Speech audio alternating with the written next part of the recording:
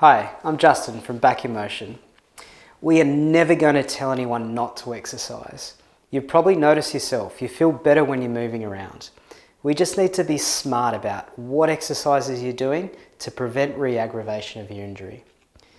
Let me start by saying I don't think there's such a thing as a wrong exercise, just the wrong exercise for the wrong person.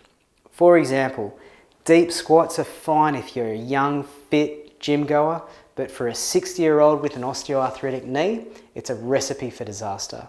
So for your lower back, the big 4 exercises you need to be mindful of are squats, deadlifts, seated leg press, and sit-ups. All these exercises bring your spine into a flexed position, which we know puts pressure on the discs in your spine.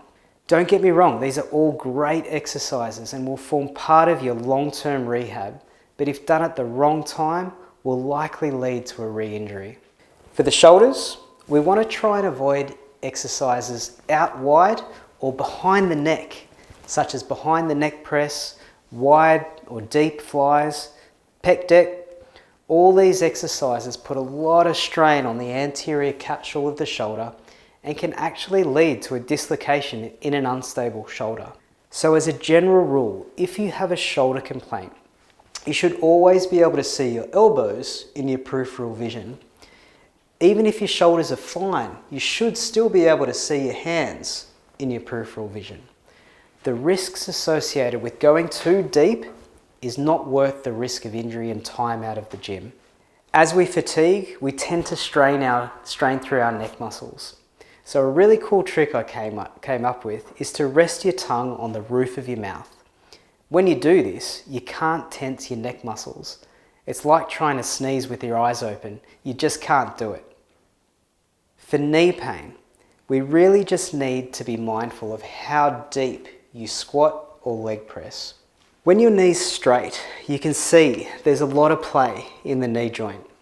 When you bend your knee, just like when you squat or leg press, the kneecap will jam up into its groove and the space between your thigh bone and your shin bone narrows.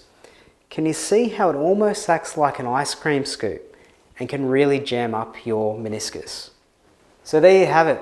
I guess the take-home message from all of this is that when exercising with an injury, we need to take a risk minimization approach.